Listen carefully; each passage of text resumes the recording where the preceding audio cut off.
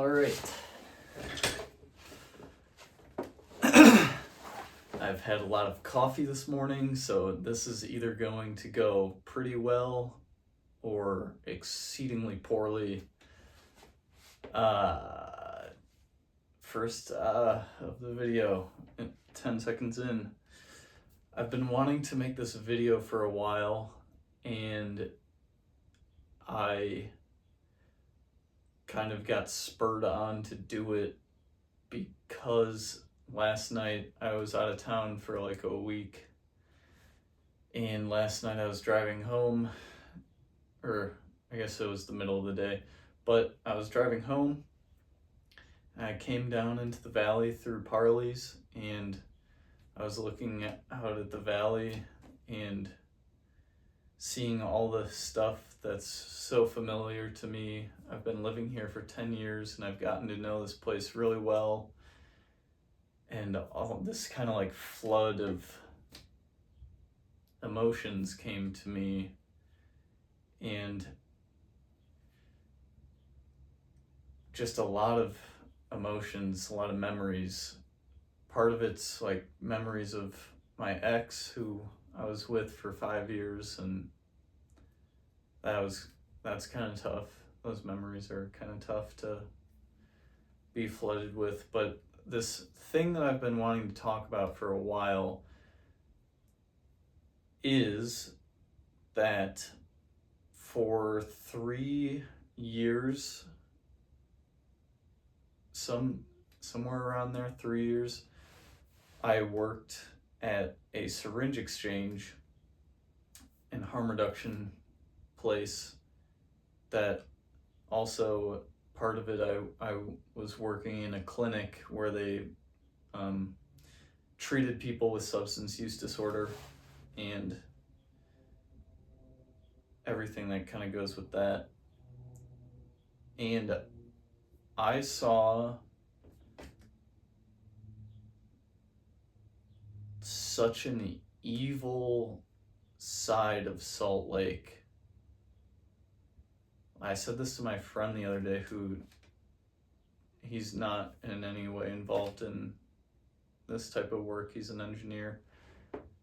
I was saying, because like I go skiing, and when you exist in like the like upper SES of society, you only exist in like geographic locations that you don't interact with this other part of society that's going on in the city. And like when I was in college, you just stay up on the hill, and then when you go skiing, you just drive along the rim and go up the canyon.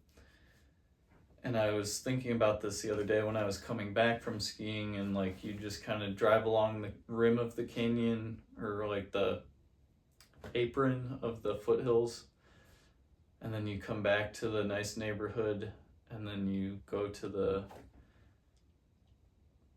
grocery store in the nice neighborhood, and you stay in this geographic location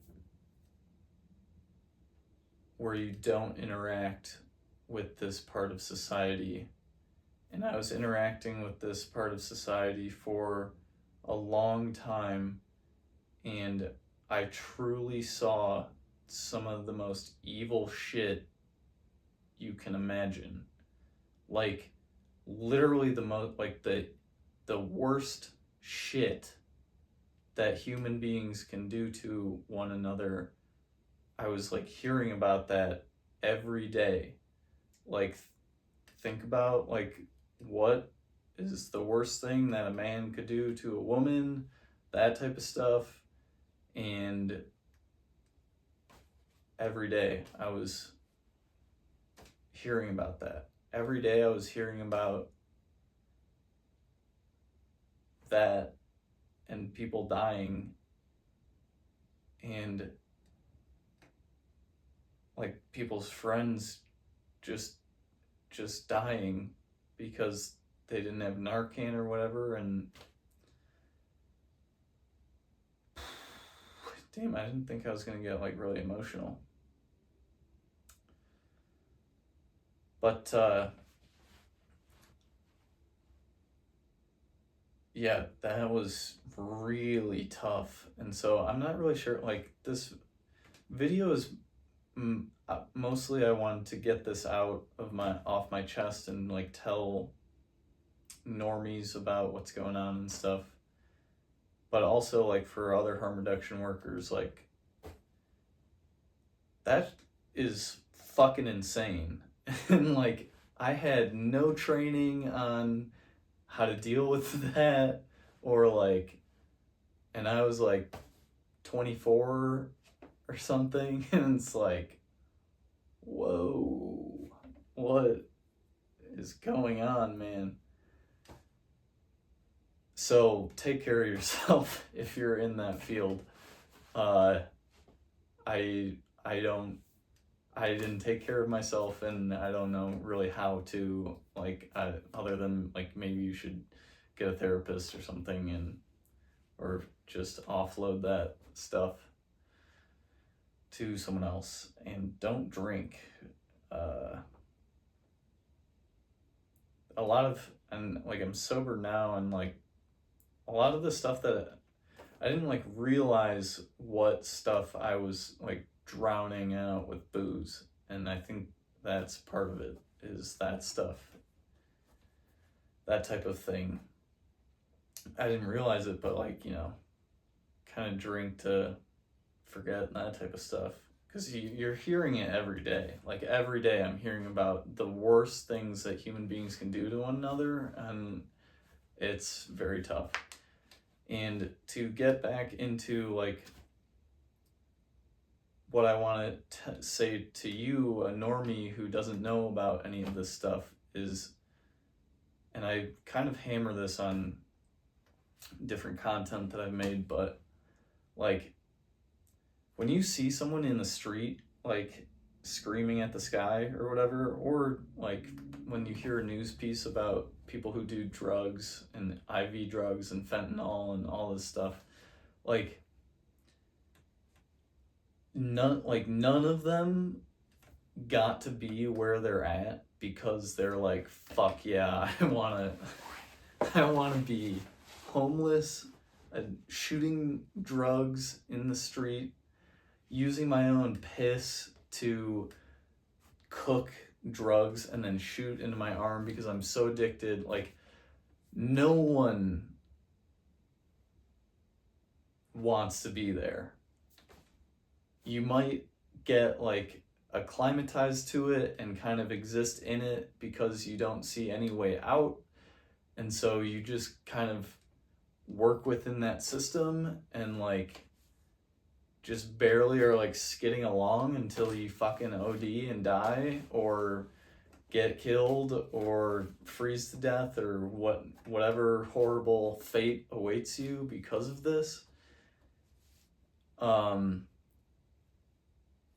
And most people who are in this life have been traumatized beyond your comprehension of what trauma is.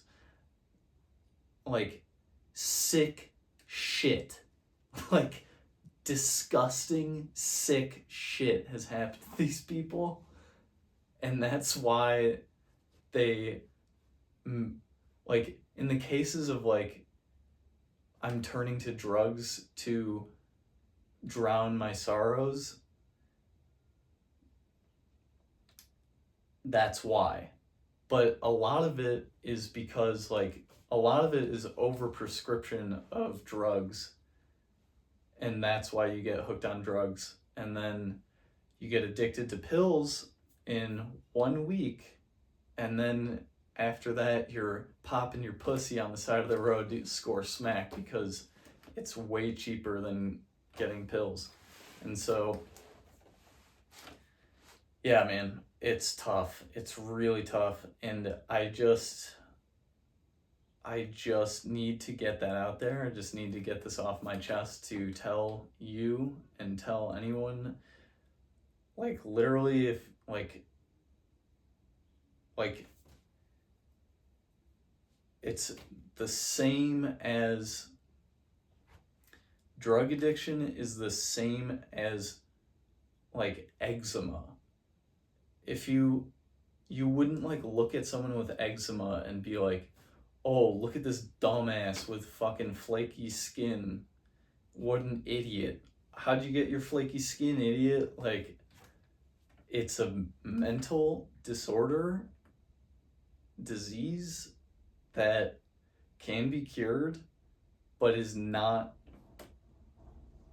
because of like a moral failure on the part of the person who's addicted to drugs.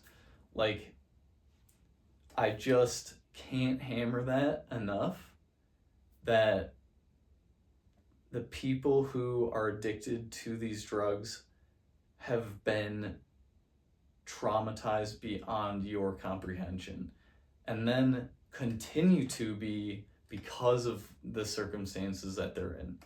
And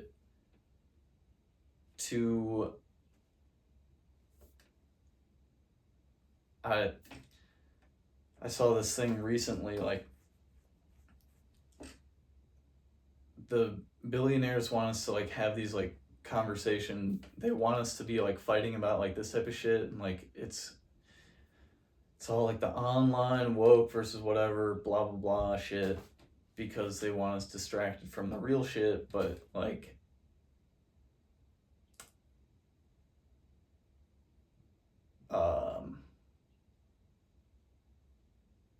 just don't. I hope I changed your mind about drug addiction. And like, you look at me, and I'm a white person. I got some straight teeth. I've got parents who are well off, and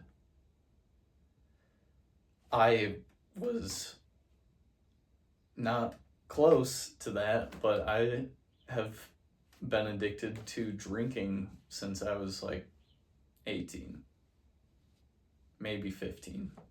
Like, a long time, and never let it get like too out of control. But that's because I had loving, supportive parents who like have helped me, like talk to me, had open conversations, and I have like a network of friends and family and whatever else other privileged resources I could have to not fall further.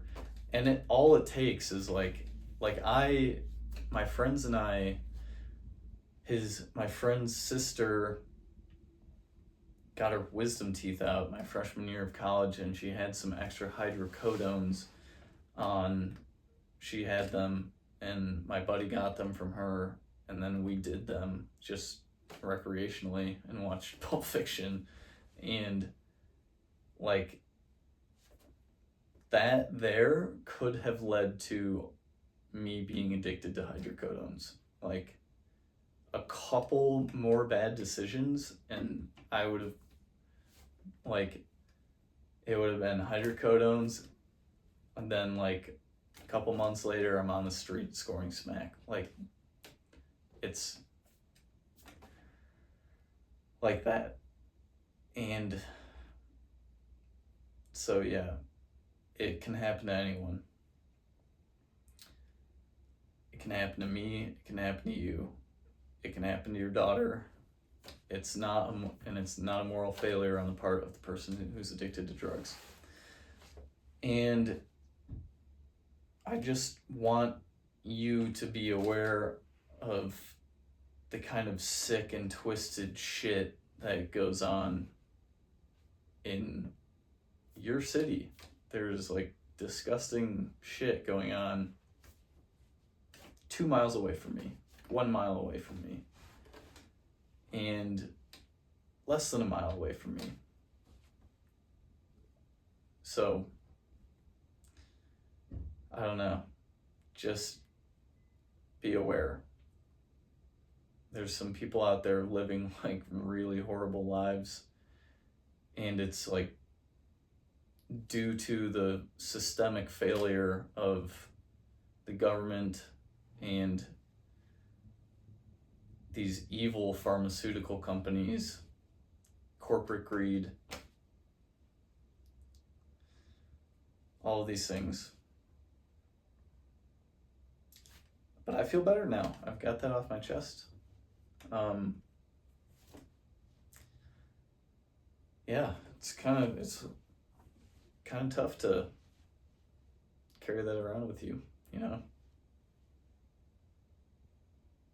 Cool.